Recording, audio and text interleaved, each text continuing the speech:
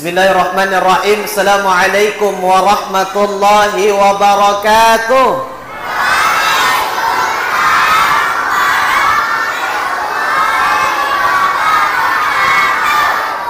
Masya Allah.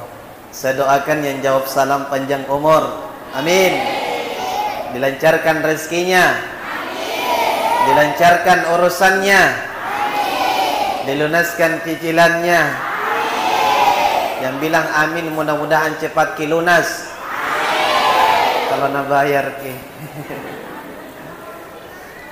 Alhamdulillah, alhamdulillahilladzi asra bi'abdihi lailan minal masjidil haram ilal masjidil aqsa. Ashhadu an la ilaha illallah wahdahu la syarika lah wa ashhadu anna Muhammadan abduhu wa rasuluh.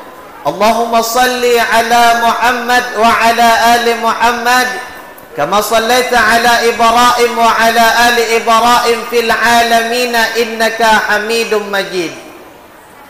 Faqala Allah Ta'ala fil Qur'anil Karim wa asdaqul qailin. A'udzu billahi minasy syaithanir rajim. Bismillahirrahmanirrahim. Subhanalladzi asra bi'abdihi lailan minal masjidil haram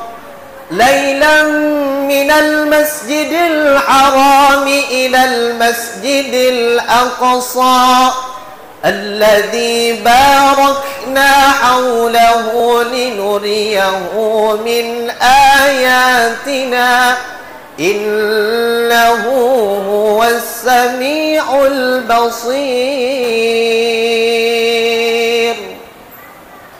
Faqala Nabi sallallahu alaihi wasallam fil hadits as-salatu mi'rajul mu'minin. Sadaqallahul azim wa sadaqa rasulul karim wa nahnu ala dzalika minasy syahidin wasyakirin, amma ba'd.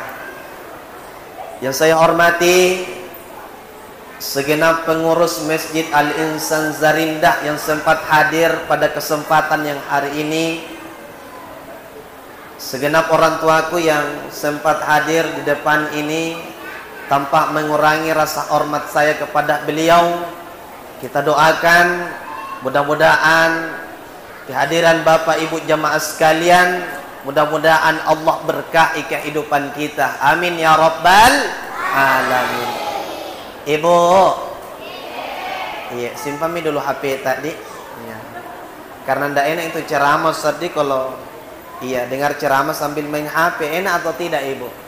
Tidak enak toh? Atau diganti kita ceramah saya main HP bagaimana? Nah, jadi simpami dulu HP. Saya doakan yang main HP semoga koslet ki HP nah. Hadirin insyaallah dimuliakan oleh Allah Subhanahu wa taala. Tiada kalimat yang paling indah, tiada ucapan yang paling mulia melainkan bersyukur kepada Allah dengan mengucapkan alhamdulillah. Kemudian kita bersalawat kepada baginda Rasulullah sallallahu alaihi wasallam dengan mengucapkan sallallahu alaihi wasallam. Hadirin jamaah sekalian yang insyaallah dimuliakan oleh Allah. Hari ini adalah momentum peringatan Hari Isra wal Mi'raj, yang dimana setiap tahun kita laksanakan, terkhusus seluruh umat Islam yang ada di Indonesia, wabil khusus Sulawesi Selatan pada umumnya. Maka timbul pertanyaan jamaah sekalian, apa efek yang ditimbulkan setelah kita memperingati hari Isra wal Mi'raj? Apakah kita setiap tahun melaksanakan ini peringatan Isra wal Mi'raj cuma karena ikut-ikutan atau sekedar tradisi dan seterusnya jamaah sekalian? Maka coba tanyakan kepada diri kita masing-masing. Hadirin insyaallah dimuliakan oleh Allah Subhanahu wa taala. Peristiwa Isra Mi'raj ini adalah suatu peristiwa yang sangat luar biasa.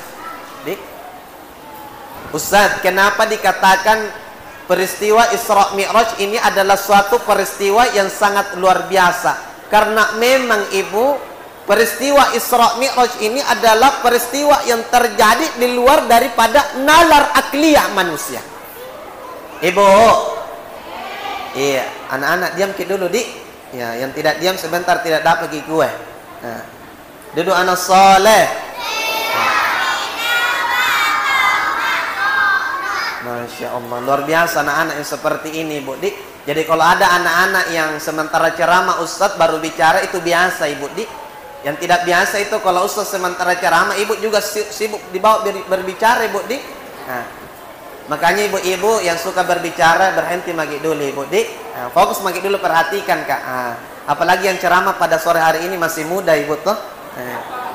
Hadirin insyaallah dimuliakan oleh Allah Subhanahu wa taala. Secara akliyah, secara akal manusia, mana mungkin seorang nabi, seorang manusia biasa yang bernama baginda Rasulullah mampu berjalan, diperjalankan oleh Allah Subhanahu wa taala dalam waktu tidak cukup 1 malam, Pak Ibu. Makanya peristiwa Isra Mi'raj ini Allah abadikan di dalam Al-Quran dengan menamakan salah satu surah di dalam Al-Quran juz 5, juz 15, yakni surah Al-Isra. Apa kata Allah Subhanahu wa ta'ala? Subhanalladzi, ma'a suci Allah, asra bi'abdi, yang telah memperjalankan hambanya yakni Muhammad lailan, pada waktu malam. Minal masjidil haram ilal masjidil aqsa, dari masjidil haram ke masjidil aqsa. Ini jaraknya, jadi dari masjidil haram ke masjidil aqsa itu kurang lebih 100.000 kilo, Pak Ibu. Mungkin jaraknya antara Makassar sampai Manado.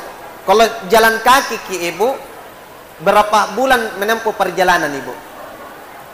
Ya mungkin 2 bulan perjalanan kalau jalan kaki, Ki. Apakah susah bagi Allah Subhanahu wa ta'ala memperjalankan hambanya, jamaah sekalian? Tidak susah bagi Allah. Benar atau tidak, Ibu? Cukuplah Allah mengatakan, innama amruhu idza arada syai'a. Ketika Allah berkehendak terhadap sesuatu, cukuplah Allah mengatakan kun fayakun. Jadilah, maka jadilah.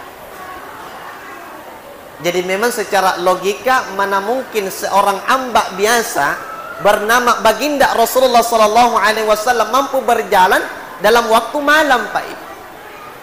Kalau kita di Indonesia berapa jam sehari, Bu? Ibu, berapa jam dalam sehari waktu di Indonesia? 24 jam. Waktu di Indonesia jamaah sekalian dalam sehari itu 24 jam. Dan ternyata waktu di Indonesia itu sama panjangnya siang dengan malam. 12 jam siang, 12 jam malam. Berarti kalau kita berbicara malam, berarti perjalanan Rasulullah itu 12 jam, Pak Ibu. Benar atau tidak? Namun jamaah sekalian dikatakan dalam suatu riwayat bahwasanya Nabi itu diperjalankan oleh Allah dalam waktu 6 jam, Ibu. Ini 6 jam.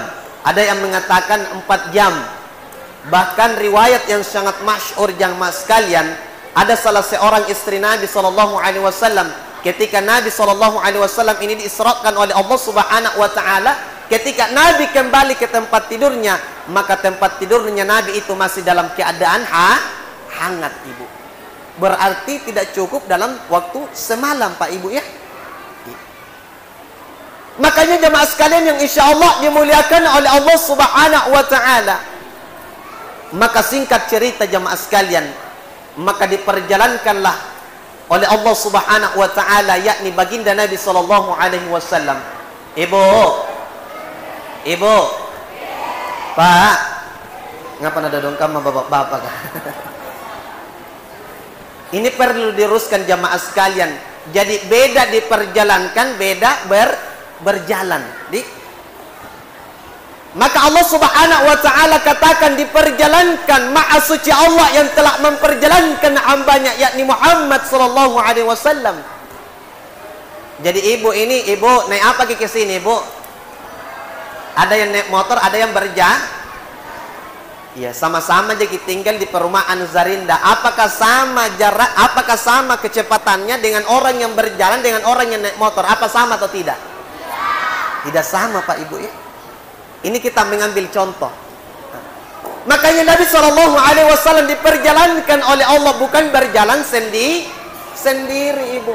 Makanya kendaraan yang dikendarai oleh baginda Nabi SAW itu dikatakan adalah yang bernama dengan buruk. Ada yang kenal buruk di sini? Iya, di mana kenalan? Bahayana di sini. Nah, kenal kiben buruk.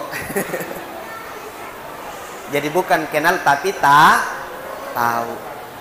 Dan ternyata jamaah sekalian dikatakan bahwasanya buruk ini adalah salah satu binatang yang Allah langsung utus dari surga, Ibu.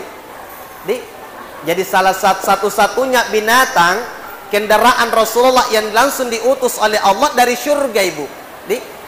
Itu tingginya buruk tidak sama dengan tingginya kedelai dan tidak juga sama kecilnya dengan kuda, Ibu. Berarti sedang-sedang, ya. Dan kecepatan buruk ini jamaah sekalian dikatakan dalam suatu riwayat bahwasanya kecepatan buruk ini seperti kilat, Pak Ibu. Ibu, bagaimana kecepatannya kilat itu? Pernah kilat-kilat, Ibu? Pernah. Bahwasanya kecepatan kendaraan Rasulullah itu buruk jamaah sekalian seperti kilat. Ada yang menafsirkan bahwasanya seperti kedipan mata. Coba berkedip ke Ibu. Nah, begitulah kecepatan itu kendaraan Rasulullah sallallahu alaihi wasallam. Hadirin insyaallah dimuliakan oleh Allah Subhanahu wa taala. Maka singkat cerita jamaah sekalian, diperjalankanlah Rasulullah sallallahu alaihi wasallam dari Masjidil Haram ke Masjidil Aqsa. Maka timbul pertanyaan, apakah Nabi sallallahu alaihi wasallam ketika diperjalankan oleh Allah langsung dari Masjidil Haram ke Masjidil Aqsa? Jawabannya ternyata tidak, Pak Ibu. Ternyata Nabi itu transit. Jadi dari Masjidil Haram Nabi SAW transit ke tempat yang dinamakan dengan Yastrib.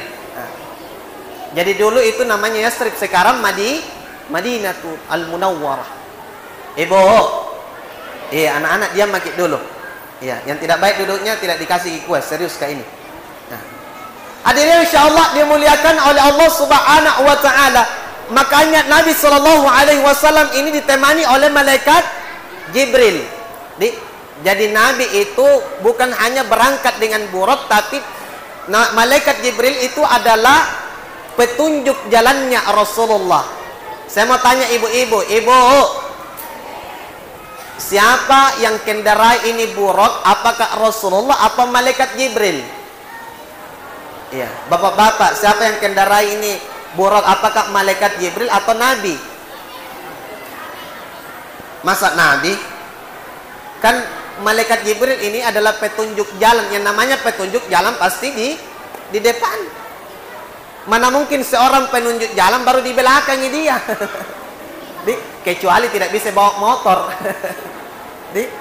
Makanya yang mengendarai ini buruk adalah malaikat Jibril jamaah sekalian.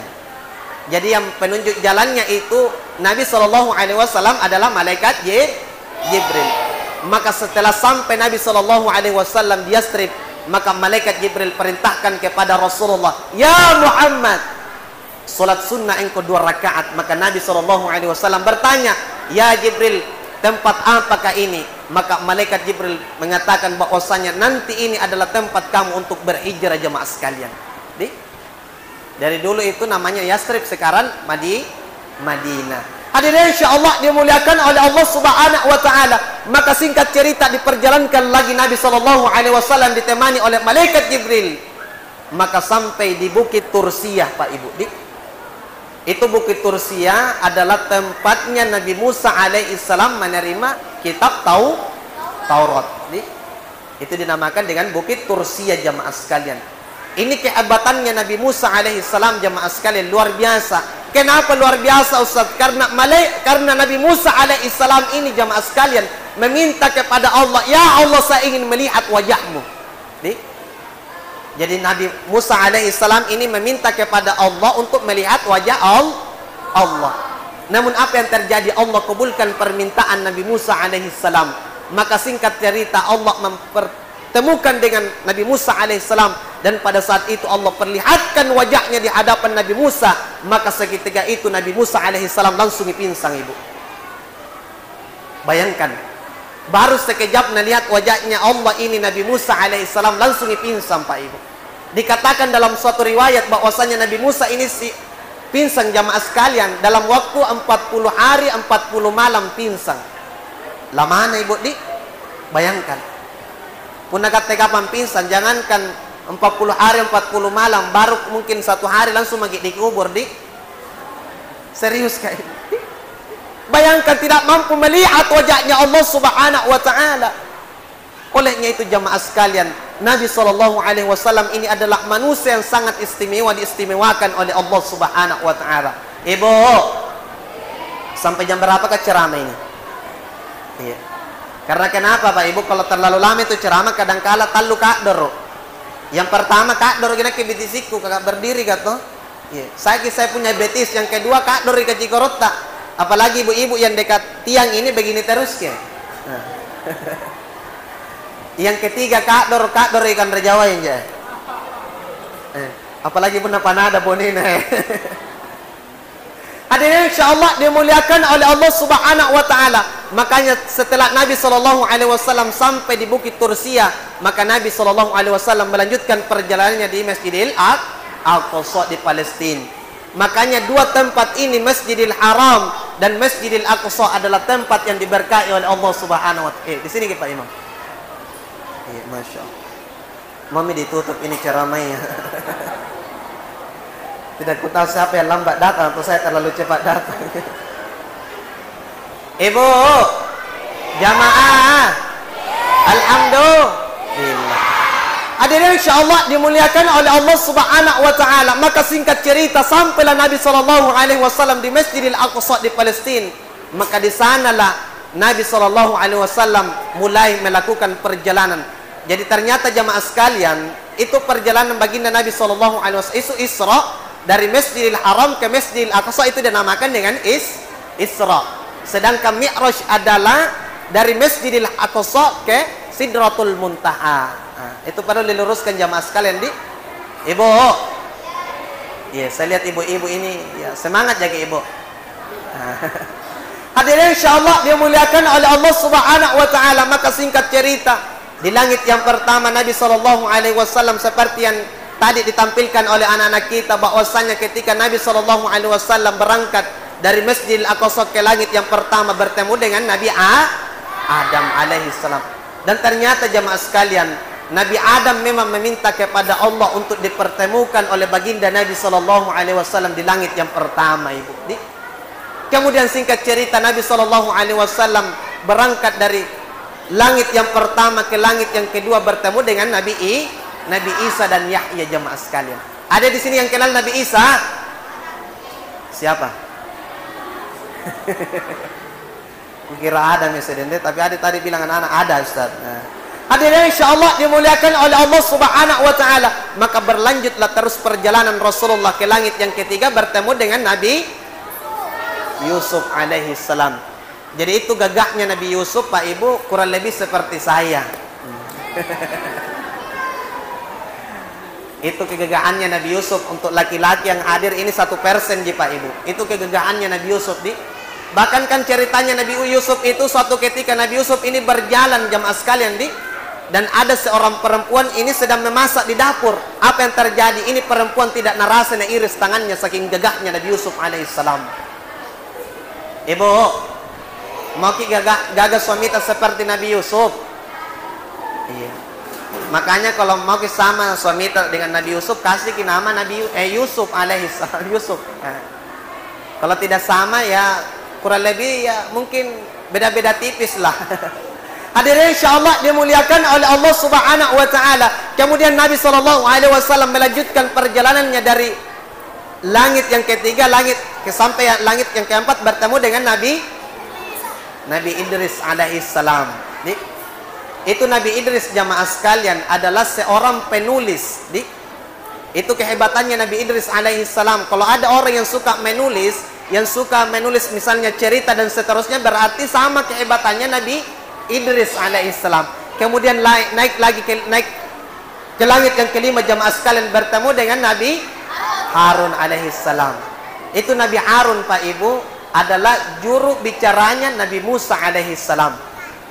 Itu hebatnya Nabi Harun Pak Ibu. Jago berbicara, saking hebatnya menjadi juru bicaranya. Ya asli jatuh itu hati ya. Nabi Musa alaihissalam, maka singkat cerita, Nabi SAW berangkat dari langit yang kelima menuju langit yang keenam, bertemu dengan Nabi siapa? Nabi Musa alaihi salam. Kemudian sampailah di langit yang ketujuh bertemu dengan Nabi Ibrahim. Maka itulah perjalanan baginda Nabi SAW. Maka timbul pertanyaan Pak Ibu, apakah ketika Nabi SAW sampai ke langit yang ketujuh langsung bertemu dengan Allah langsung atau tidak Pak Ibu? Ternyata jamaah sekalian, selepas Nabi sampai di langit yang ketujuh jamaah sekalian, itu Allah perintahkan kepada malaikat Jibril untuk belah dadanya Rasulullah. Kemudian selepas itu jamaah sekalian, lalu ini hatinya Rasulullah SAW dicuci dengan menggunakan air Zamzam. Apakah hatinya Rasulullah itu kotor atau tidak Pak Ibu? Tidak. Jawabannya tidak. Apakah Rasulullah SAW suka iri hati? Ternyata tidak jamaah sekalian. Tapi untuk membuktikan bahwasanya kesucian hatinya Rasulullah, maka terjadi proses yang kedua, penyucian hati baginda Nabi SAW. Maka selepas itu jamaah sekalian, singkat cerita, maka malaikat Jibril berkata kepada Rasulullah, "Ya Rasulullah, mungkin sampai di sini jadi bisa kutemani. Karena kenapa? Saya tidak bisa menembus wajahnya Allah Subhanahu wa taala. Saya tidak bisa bertemu dengan Allah Subhanahu wa taala. Maka pada kesempatan hari ini cukuplah engkau akan bertemu dengan Allah Subhanahu wa taala." Makanya sampailah Nabi SAW ke Sidratul Muntaha. Masya Allah. Apa yang diperintahkan oleh Nabi SAW adalah untuk menerima perintah sholat. Nah, seperti yang dikatakan tadi anak-anak kita, awal mula itu ketika Nabi SAW itu menerima perintah sholat berapa kali? 50 kali sehari semalam. Ada yang sanggup di sini? Dodom itu? Iya. Tidak ada yang sanggup. Maka terjadilah penawaran jamaah sekalian. Maka Nabi Musa alaihissalam berkata kepada Rasulullah, "Ya Rasulullah." Maka terjadilah proses tawar menawar dengan Allah Subhanahu wa taala. Maka terjadi jamaah sekalian, ternyata ini Nabi ini 9 kali bolak-balik Pak Ibu. 9 kali bolak-balik untuk terjadi tawar menawar dengan Allah Subhanahu wa taala. Setiap 1 kali itu bolak-balik Nabi, maka Allah kurangi 5 kali sehari semalam.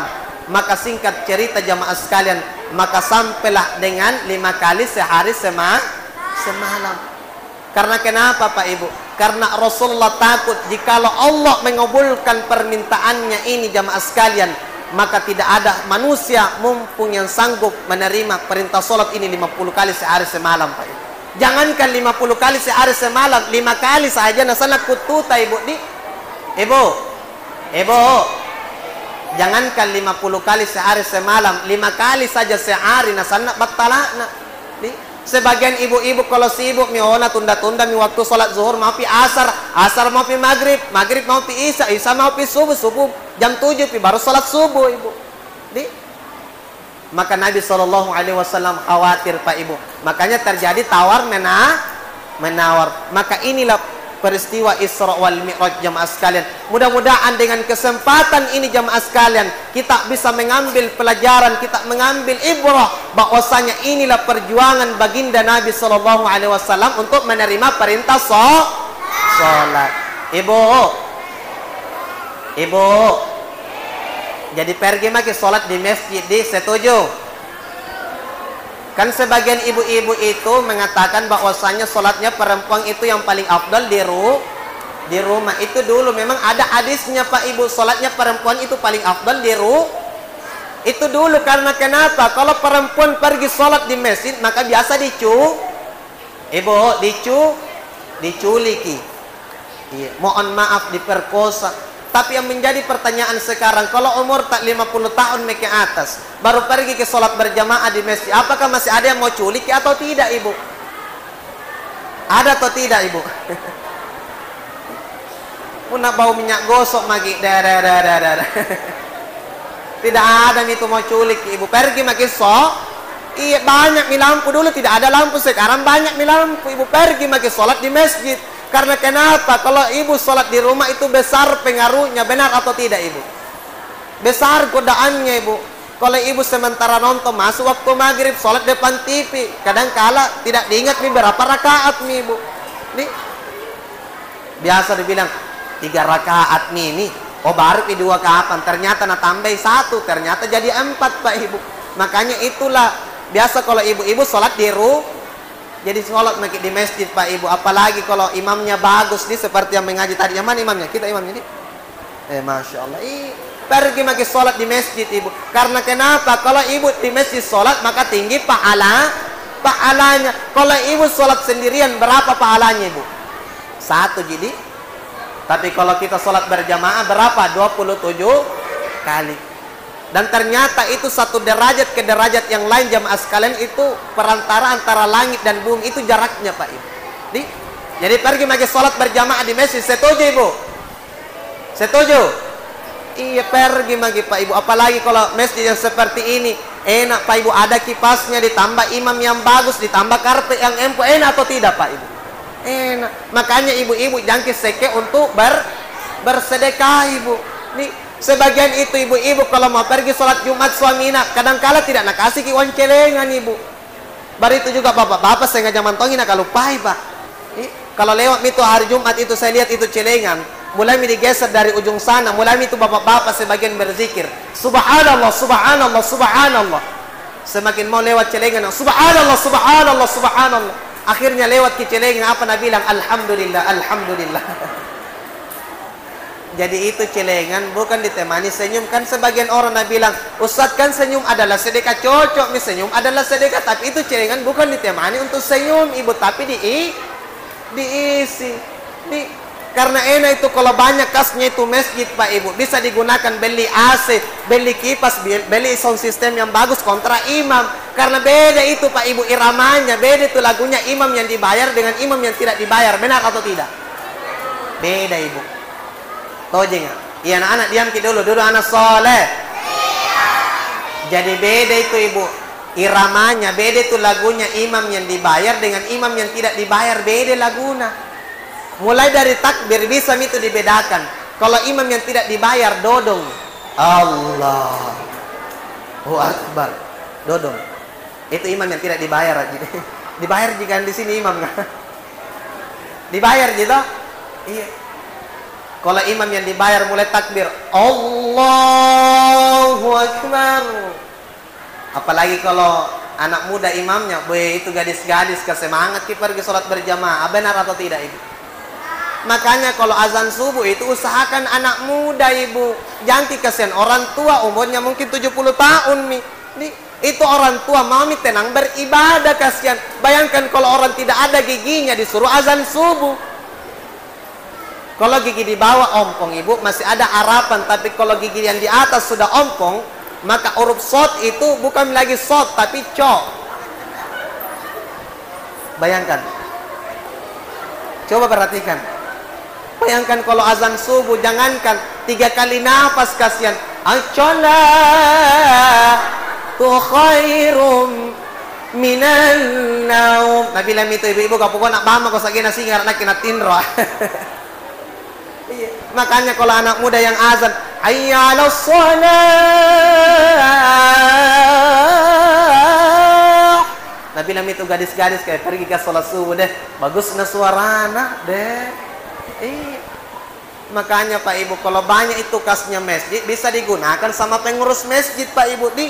Masa pergi di sentral, pergi ke kencing di sentral berapa dibayar sekarang? 2.000, 3.000, 5.000 Pak Ibu. Masa mau masih surga sisa buku nih. Makanya kalau ibu-ibu kalau hari Jumat kasih ingat suami tak bawa uang celengan. Nabi bilang, Pak bawa jadi uang celengan. Nabi bilang, iya Bu. Bawa Nabi bilang berapa? Nabi bilang 20.000. Nabi bilang ibu ganti Pak. Bukan anak mau tambah ternyata nak ganti ruaca. Ya Allah. Makanya jangan seke uang kasih masuk uang di celengan Pak Ibu. Karena kenapa? Kalau fasilitas masjid itu bagus, Masya Allah, bisa digunakan. Enak tenang orang beribadah Pak Ibu. Maka pada intinya jamaah sekalian, melalui dengan momentum perayaan Isra Mi'raj ini, bagaimana kita menambah kualitas ibadah kita kepada Allah Subhanahu wa Ta'ala. bagaimana kita meningkatkan ibadah kita kepada Allah Subhanahu wa taala. Makanya dalam hidup ini perlu ada peningkatan, Pak Ibu. Karena kenapa? Kalau begitu terus Jaki, tidak ada peningkatan, berarti rugi, Pak Ibu ya. Makanya hidup ini harus ada peningkatan seperti perjalanannya Nabi SAW ketika dimi'rajkan oleh Allah Subhanahu wa taala. Mudah-mudahan apa yang saya sampaikan, apabila ada kelebihan itu datangnya dari Allah Subhanahu wa taala, apabila ada kekurangan itu datangnya dari diri saya sebagai manusia biasa. Wallahul muwaffiq ila aqwamit thoriq. Nun wal qalami wa ma yasturun. Wabillahi taufiq wal hidayah. Wassalamu alaikum warahmatullahi wabarakatuh.